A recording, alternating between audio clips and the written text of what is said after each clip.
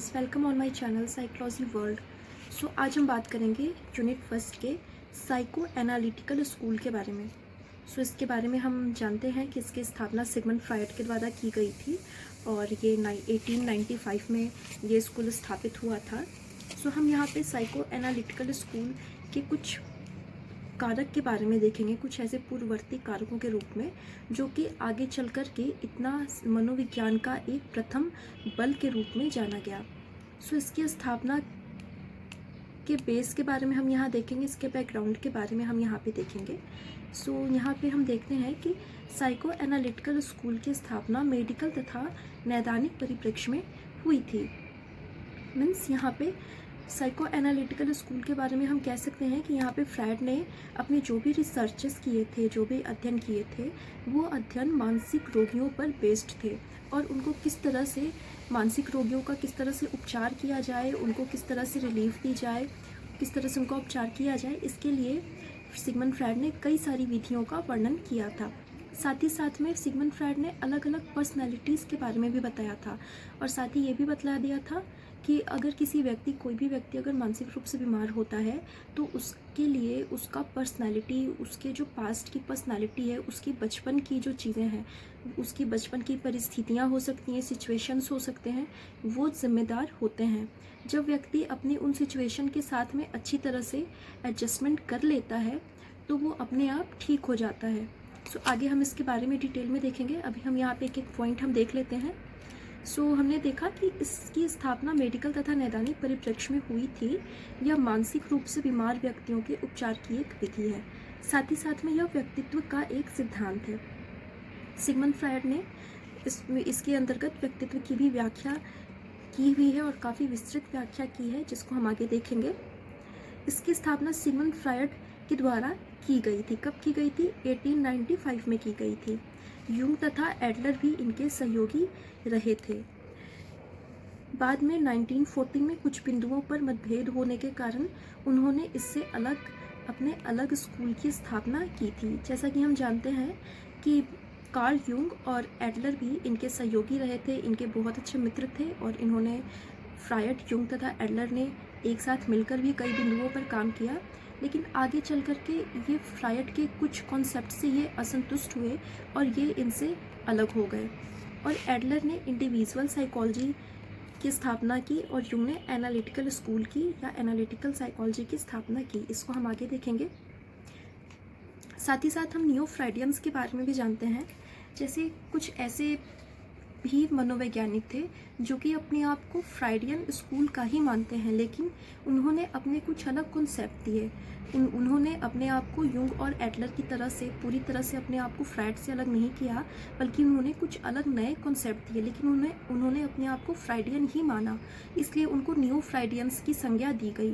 Neo फ्रायडियंस में जैसे हम कह सकते हैं अन्ना फ्रायड, जो कि सिगमंड फ्रायड की ही वो पुत्री थी। साथ ही साथ में हम बात करते हैं सुलेवान के बारे में, एरिक फ्रोम, एरिक इरिक्सन। तो इस तरह के कुछ मनोवैज्ञानिक हैं जो कि नियो फ्रायडियंस कहलाते हैं। उनके बारे में हम आगे देखेंगे। हम यहाँ बात कर रहे हैं सिगमंड फ्रायड के बारे में, बट अगर हम साइको एनालिटिकल स्कूल की बात करते हैं तो हमें एडलर और यूंग की साइकोलॉजी को भी पढ़ना हमारे लिए बहुत इंपॉर्टेंट हो जाता है। तो हम इसको एक एक करके देखेंगे। हम स्टार्ट करते हैं सिगमंड फ्रायड की थ्योरी को। हम देखते हैं कि सिगमंड फ्रायड, इनका जो टाइम पीरियड है वो 1956 टू 1939 तक का है। इनका जन्म 6 मई 1956 को हुआ। फ्रीबर्ग, ऑस्ट्रिया में हुआ। ये ऑस्ट्रिया के मनोवैज्ञानिक थे। साथ ही साथ इन्होंने चिकित्सा में 1881 में एमडी की उपाधि प्राप्त की। वियना विश्वविद्यालय से, वियना यूनिवर्सिटी से इन्होंने चिकित्सा की उपाधि, एमडी की उपाधि इन्होंने प्राप्त की। साथ ही साथ में इनका शोध पत्र भी प्रकाशित हुआ था, स्टडीज़ इन हिस्टीरिया, 1895 में। ये शोध पत्र बहुत ज़्यादा इम्पॉर्टेंट रहा इनके लिए। इसी के साथ ही मनोविश्लेषणवाद, साइको एनालिटिकल स्कूल का भी जन्म हुआ 1895 में। इन्होंने हिस्टीरिया के बारे में भी बताया और हिस्टीरिया के उपचार की विधि के रूप में इन्होंने सम्मोहन विधि को भी बहुत ज़्यादा इम्पॉर्टेंट और प्रभावी माना। आगे इनकी एक बहुत ही फेमस पुस्तक आई, ड्रीम्स ऑफ इंटरप्रिटेशन। इन्होंने ड्रीम्स के बारे में भी बतलाया। इन्होंने जैसा हम जानते हैं कि फ्रायड जो है वो अनकॉन्शियस माइंड पर ये ज़्यादा फोकस करते हैं। सो इनका इंटरेस्ट ड्रीम्स में भी रहा, इन्होंने स्वप्न विश्लेषण में भी इन्होंने बहुत काम किया और अपनी अलग थ्योरीज दी हैं। और इनकी ये पुस्तक ड्रीम्स ऑफ इंटरप्रिटेशन उस समय की बहुत ही चर्चित पुस्तक रही, बहुत ही फेमस पुस्तक रही, और ये 1900 में ये प्रकाशित की गई थी। आगे हम देखते हैं कि सम्मोहन विधि का उपयोग इस एरिया के इलाज में इन्होंने किया था। इन्होंने सम्मोहन विधि के भी जनक सिगमंड फ्रायड ही हैं, लेकिन आगे चल कर के इन्होंने सम्मोहन विधि के जगह पर फ्री एसोसिएशन मेथड का प्रतिपादन किया। फ्री एसोसिएशन मेथड, सम्मोहन विधि, इसके बारे में हम आगे डिटेल में पढ़ेंगे। इनकी अंतिम पुस्तक जो थी वो थी मोजेस एंड मोनोथेइज्म। ये 1938 में प्रकाशित हुई थी और इनकी मृत्यु 23 सितंबर 1939 में हो गई। सो यहाँ पे सिगमंड फ्रायड की लाइफ के बारे में कुछ इंपॉर्टेंट पॉइंट मैंने यहाँ पे इंक्लूड करे हुए हैं, आप इसको पढ़ सकते हैं। इनकी जो फेमस बुक है और उनका जो टाइम है उसको आपको ध्यान में रखना है। अब हम आगे इनके कंट्रीब्यूशन को हम देखेंगे कि इन्होंने साइकोलॉजी में इन्होंने क्या काम किया और कितना काम किया। सिगमंड फ्रायड के बारे में हम जानते हैं कि ये बहुत ही महान मनोवैज्ञानिक कहे जाते हैं मनोविज्ञान के, क्योंकि इन्होंने अपनी लाइफ के 50 इयर्स इन्होंने साइकोलॉजी को दिए और इन्होंने मानसिक रोगियों पर बहुत ज़्यादा स्टडीज़ की, अलग अलग पर्सनैलिटीज़ पर भी इन्होंने बहुत ज़्यादा स्टडीज़ की और ये इन्होंने अपना ये रिसर्च, इन्होंने अपनी ये थ्योरी दी। सो हम यहाँ पे इनके कंट्रीब्यूशन को देख लेते हैं। सो सबसे पहले हम देखते हैं कि इन्होंने टोपोग्राफिकल स्ट्रक्चर के बारे में इन्होंने बतलाया है। इसके अंतर्गत इन्होंने कॉन्शियस, सबकॉन्शियस और अनकॉन्शियस के बारे में भी बतलाया है। सो जैसा कि हम जानते हैं कि हम शुरू से हम 11th स्टैंडर्ड से ही हम पढ़ते आ रहे हैं कॉन्शियस, सबकॉन्शियस और अनकॉन्शियस के बारे में। सो हमारे लिए बहुत ज़्यादा टफ नहीं है, लेकिन चूंकि हम यहाँ पे UGC नेट JRF के लिए हम तैयारी कर रहे हैं, इसलिए आपको हर एक पॉइंट को पकड़ना होगा, हर एक पॉइंट को आपको जानना होगा। सो आपको ये चीज़ ध्यान में रखना है, प्रीवियस ईयर एग्जाम में ये क्वेश्चन आ भी चुका है कि टोपोग्राफिकल स्ट्रक्चर में कौन सी चीज़ें आती हैं, कॉन्शियस, सबकॉन्शियस, अनकॉन्शियस या फिर ईगो या सुपर ईगो। तो आपको याद रखना है, कई बार इतनी इजी क्वेश्चन, इतना आसान सा क्वेश्चन आते हुए भी हम यहाँ पे कंफ्यूज हो जाते हैं। सो आपको याद रखना है कि टोपोग्राफिकल स्ट्रक्चर में 3 चीज़ें आती हैं, कॉन्शियस, सबकॉन्शियस और अनकॉन्शियस। साथ ही साथ में आपको इसका नाम भी याद रखना है, जैसे सबकॉन्शियस को प्रीकॉन्शियस भी कहते हैं और इसको अवेलेबल मेमोरी भी कहते हैं।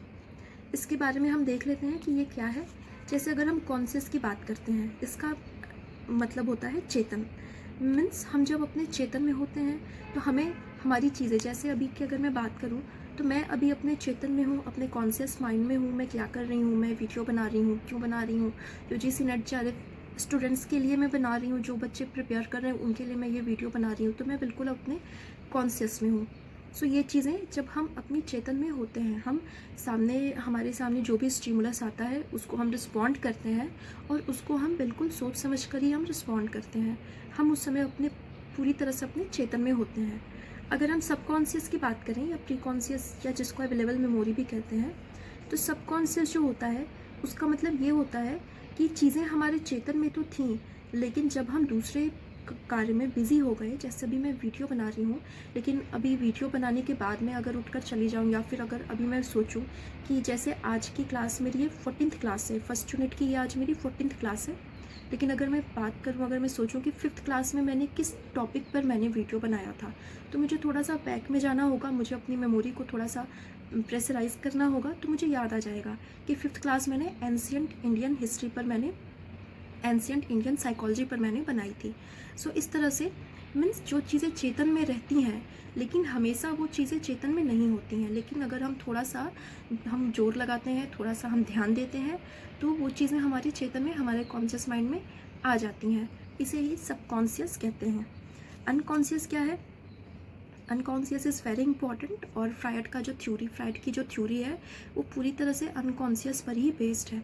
अनकॉन्शियस का मतलब है कि इसमें वे सभी एक्सपीरियंसेस होते हैं, वे सभी ड्रीम्स होते हैं, वो सभी इच्छाएं होती हैं, जो कि हम जानते हैं कि वो इच्छाएं हमारी नैतिक नहीं है, अनैतिक हैं, और वो हमारे अंदर दबी हुई हैं। हमने कभी जैसे बचपन से लेकर के आज तक की हमारी जो इच्छाएं, वैसी दबी हुई इच्छाएं हो सकती हैं। जैसे बचपन में ऐसा हो सकता है कि हमें किसी को मारने का मन करता हो, बट क्योंकि वो बहुत ज़्यादा बलशाली हो इसलिए हम उसे नहीं मार सकते। कई बार ऐसा होता है कि हम कुछ करना चाहते हों बट हम नहीं कर पाते, हमारा समाज, हमारी सोसाइटी सामने आ जाती है, या फिर हमारा जो ईगो है वो मीन्स हमारा जो कॉन्शियस माइंड है वो हमें ऐसा नहीं करने देता। मीन्स ऐसी जो भी चीज़ें हैं वो हमारे अंदर धीरे धीरे टाइम के साथ साथ वो चीज़ें हम भूल जाते हैं, लेकिन वो चीज़ें कहीं ना कहीं हमारे अंदर ही दबी हुई होती हैं। वही हमारा अनकॉन्शियस माइंड होता है। और फ्रायड ने अनकॉन्शियस माइंड को ही जो व्यक्ति की छुपी हुई वैसी अनैतिक इच्छाएं होती हैं वे जब काफ़ी प्रबल हो जाती हैं और व्यक्ति अपने करंट सिचुएशन के साथ उन इच्छाओं को सामंजस्य नहीं कर पाता, मीन्स उसको एडजस्ट नहीं कर पाता, तो धीरे धीरे वो व्यक्ति मीन्स मेंटली वो व्यक्ति डिप्रेस्ड होता चला जाता है और आगे चल कर के वो व्यक्ति मानसिक रोगी हो जाता है। सो इसलिए फ्रायड ने इसी अनकॉन्शियस पर ही सबसे ज़्यादा फोकस किया है। सो यहाँ पे हम अगर बात करें सबकॉन्शियस की, तो सबकॉन्शियस को हम एक पूल कह सकते हैं जो कि कॉन्शियस और अनकॉन्शियस के बीच में एक पूल का काम करता है। इसको अवेलेबल मेमोरी क्यों कहते हैं? इसलिए इसको भी हम देख सकते हैं कि हमारा जो सबकॉन्शियस है वो कॉन्शियस और अनकॉन्शियस ये दोनों के साथ मिल के काम करता है। जैसे अगर हम अपने कॉन्शियस की बात करें कि अभी 1 घंटे पहले हम क्या कर रहे थे या 2 घंटे पहले हम क्या कर रहे थे, सो हम अपने कॉन्शियस में ही हैं, हम अपने कॉन्शियस मेमोरी में हम कह सकते हैं, या हम अपने कॉन्शियस में ही जाकर हम उन चीज़ों का पता लगा सकते हैं। जैसे हम 1 घंटे पहले हम क्या कर रहे होते हैं, सो थोड़ा सा सोचने पर, थोड़ा सा दिमाग पे जोर डालने पर हमें वो चीज़ें हमारे ध्यान में आ जाती हैं। या फिर अगर हम अनकॉन्शियस की बात करें, तो जैसे अगर हम ड्रीम्स की बात करें कि हमने रात को कोई सपना देखा, हमने किस तरह का सपना देखा, वो चीज़ें फ्रायड के अनुसार अगर हम मीन्स हमारा जो स्वप्न होता है वो भी हमारे अनकॉन्शियस में जो चीज़ें पड़ी हुई हैं उन्हीं इच्छाओं हमारी चीज़ों की पूर्ति वो करता है। सो इसलिए फ्रायड ने ड्रीम्स को भी बहुत ज़्यादा इम्पॉर्टेंट माना है। सो हम देखते हैं कि हमारा जो सबकॉन्शियस माइंड है वो कॉन्शियस और अनकॉन्शियस दोनों के साथ मिलकर काम करता है, इसलिए इसको अवेलेबल मेमोरी भी कहते हैं। इसको कॉन्शियस और अनकॉन्शियस के बीच की एक पूल भी कहते हैं। अनकॉन्शियस माइंड में जाने के लिए फ्रायड ने 2 तरह के मेथड्स बतलाए हैं, जैसे dream interpretation and free association. Dream interpretation में हम क्या करते हैं, हम जिस व्यक्ति के अनकॉन्शियस माइंड को हम जानना चाहते हैं उसको हम उसके ड्रीम मीन्स उसको हम उसके ड्रीम का इंटरप्रिटेशन करते हैं। जैसे कई बार हमारे साथ ऐसा होता है कि हम कुछ ऐसे लोगों के सपना आते हैं, या फिर हम ऐसे सिचुएशन में अपने आप को पाते हैं जहाँ की कॉन्शियस रूप से हम कभी भी नहीं गए होते हैं। लेकिन फ्रायड उसी तरह से जितने मीन्स इस तरह के जितनी पहेलियाँ होंगी सपने में, उतना हम व्यक्ति के अनकॉन्शियस माइंड में हम चलते जाते हैं। सो वो सिचुएशन कहीं ना कहीं व्यक्ति के प्रेजेंट को ही रिप्रेजेंट करती हैं। इसी को फ्रायड ने बतलाया है और इसी का इंटरप्रिटेशन फ्रायड करते हैं कि व्यक्ति की ऐसी कौन सी दमित इच्छा है जिससे कि उसके आज में, उसके प्रेजेंट टाइम में उसको इतनी प्रॉब्लम्स हो रही हैं, उन्हीं को वो दूर करने की कोशिश करते हैं। उसी तरह से अगर हम फ्री एसोसिएशन की बात करें, तो फ्री एसोसिएशन में क्या होता है कि व्यक्ति बिल्कुल स्वतंत्र होता है, उसके मन में जो भी चीज़ें आती हैं बिना सोचे बिना समझे उसको अपने काउंसलर पे पूरा विश्वास करना होता है कि उसका काउंसलर उसको ठीक कर देगा, उसकी चीज़ों को कहीं भी वो नहीं कहेगा। मीन्स यहाँ पे काउंसलर पे व्यक्ति का पूरा विश्वास होना बहुत ज़्यादा इम्पोर्टेंट है। और व्यक्ति के मन में जो चीज़ें आती हैं, चाहे वो नैतिक हो, अनैतिक हो, सही हो, गलत हो, व्यक्ति अपने मन में आने वाली सारी चीज़ों को बिल्कुल फ्रीली अपने काउंसलर के साथ वो डिस्कस करता है, वो उसके सामने बोल देता है। उसके बाद जो काउंसलर होता है वो व्यक्ति के साथ व्यक्ति की चीज़ों को सुनता है, देखता है, अगर ज़रूरी हो तो वो 1-2 क्वेश्चंस भी उससे कर सकता है, और वो उसकी दमित इच्छाओं के बारे में वो पता लगाता है कि इसकी कौन सी दमित इच्छाएँ हैं और उसकी पूर्ति करने की वो कोशिश करता है। सो इस तरह से उन्होंने अनकॉन्शियस माइंड के मेथड्स को उन्होंने बतलाया हुआ है। अगर हम इसके ग्राफ की बात करें तो मैंने यहाँ पे इसका ग्राफ भी बनाया हुआ है। इसमें हम देखते हैं कि अनकॉन्शियस, प्रीकॉन्शियस एंड सबकॉन्शियस। जैसे फ्रायड ने बतलाया है कि व्यक्ति, जो भी व्यक्ति है, व्यक्ति आज जिस भी स्थिति में है या व्यक्ति आज जिस भी परिस्थिति में है, जिस भी तरह की उसकी पर्सनैलिटी है, उसके लिए उसका अनकॉन्शियस माइंड ही जिम्मेदार है, क्योंकि व्यक्ति 99.9% उसका अनकॉन्शियस माइंड ही काम करता है, लेकिन व्यक्ति को ये चीज़ें पता नहीं चल पाती। इसकी तुलना इन्होंने बर्फ़ के टुकड़े से भी किया है। आपने ये एग्जाम्पल आपने शायद पढ़ा भी होगा कि जब जैसे हम देखते हैं कि अगर हम पानी में किसी बर्फ़ को डुबो दें तो बर्फ़ पूरी तरह से डूबता नहीं है, वो तैरता रहता है, लेकिन उसका केवल बर्फ़ का ऊपरी सतह ही हमें दिखाई देता है, बाकी पूरा बर्फ़ हमें पानी के अंदर ही दिखता है।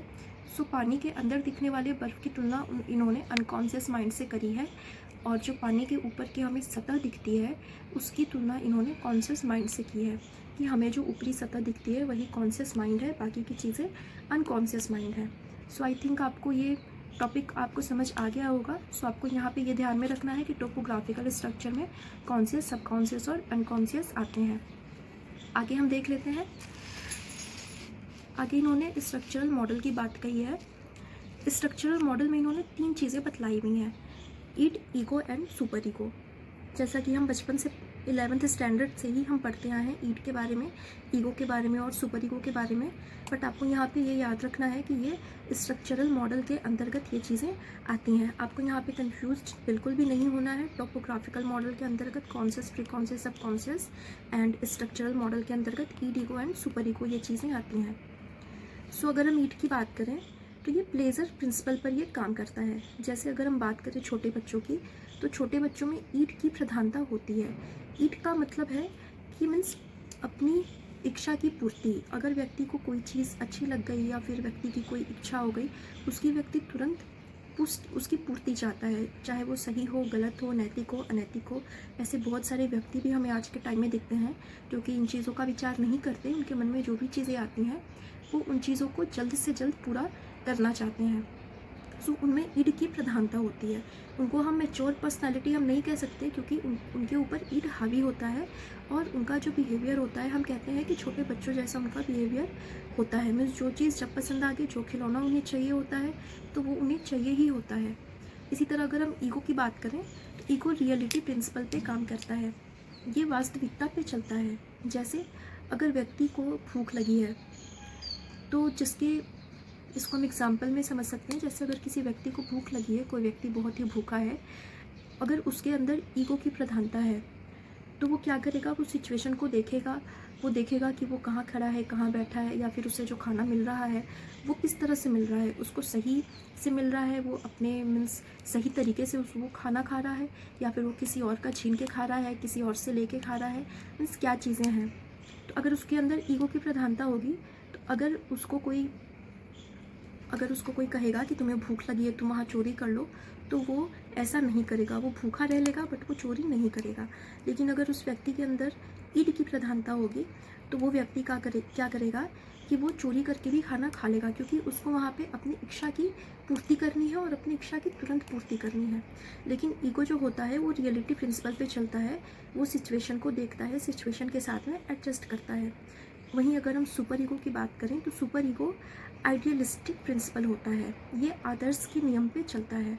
मीन्स अगर कोई व्यक्ति बहुत दिनों से भूखा है, अगर उसको कहीं से खाना मिल गया है, बिना चोरी किए उसको कहीं से खाना मिल गया, और अगर वो जैसे ही खाना खाने जा रहा है उसके सामने कोई दूसरा भूखा व्यक्ति आ गया, तो वो क्या करेगा, क्योंकि उसके अंदर सुपर ईगो की प्रधानता है, सुपर ईगो उसके ऊपर ज़्यादा हावी है, तो वो अपना खुद भूखा रह लेगा लेकिन वो अपना खाना वो दूसरे को दे देगा। सो वहाँ पे वो आदर्श के रास्ते पे चलता है। सो अगर हम बात करें, हम भगवत गीता की बात करें, मेरे प्रीवियस वीडियो में आप जाके देख सकते हैं। प्रीवियस वीडियो में भगवत गीता में हमने 3 फोल्ड सिस्टम की बात की थी। वहाँ पे हमने प्योर, पैशनेट और डल की बात की थी। 3 फोल्ड सिस्टम में प्योर का मतलब होता है फ्रायड के सुपर ईगो से इनका तात्पर्य है। अगर हम ईगो की बात करें तो वो भगवत गीता में पहले ही इसको समझा दिया गया था और इसको पैशनेट की संज्ञा दी गई थी। अगर हम ईड की बात करें तो वहाँ पे इसे डल कहा गया था, या फिर इसको हम नॉर्मली समझ सकते हैं कि सुपर ईगो को हम सात्विक, ईगो को हम राजसिक और ईड को हम तामसिक हम कह सकते हैं। सो ये चीज़ें हैं। लेकिन अगर हम बात करें, अगर एक परफेक्ट पर्सनालिटी की बात करें, एक मैच्योर पर्सनालिटी की बात करें, तो जिसके अंदर ईगो की प्रधानता होती है, मीन्स जो रियलिटी प्रिंसिपल पे चलता है, वही एक मैच्योर पर्सनालिटी होता है। क्योंकि जब व्यक्ति के ऊपर आइडियलिस्टिक प्रिंसिपल हावी हो जाता है तो भी व्यक्ति के कुछ रिस्पॉन्ड ऐसे होते हैं जो कि नहीं होने चाहिए, और अगर व्यक्ति के ऊपर ईड की प्रधानता होती है तो भी व्यक्ति फ्रायड का एडजस्टमेंट सही नहीं हो पाता है। इसलिए ईगो को हम कह सकते हैं कि ईगो जो होता है वो ईड और सुपर ईगो दोनों के साथ में मिलके काम करता है। जहाँ पे ज़रूरत होती है वहाँ पे ईगो ईड की इच्छा की पूर्ति करता है, रियलिटी को देखते हुए, वास्तविकता को समझते हुए। और जहाँ पे सुपर ईगो की डिमांड होती है वहाँ पे ईगो सुपर ईगो की डिमांड को वो पूरा करता है, कंप्लीट करता है। तो मीन्स हम कह सकते हैं कि ईगो एक तरह से एक पुल का काम करता है, एक ब्रिज का काम करता है। लेकिन जिस व्यक्ति में ये तीनों बिल्कुल ही लिमिटेड होते हैं, ईगो बिल्कुल ही बैलेंस्ड होता है, वही व्यक्ति परफेक्ट माना जाता है। सो आगे हम देख लेते हैं। आगे हम देखते हैं कि फ्रायड ने सुपर ईगो के 2 उपतंत्र बतलाए हैं।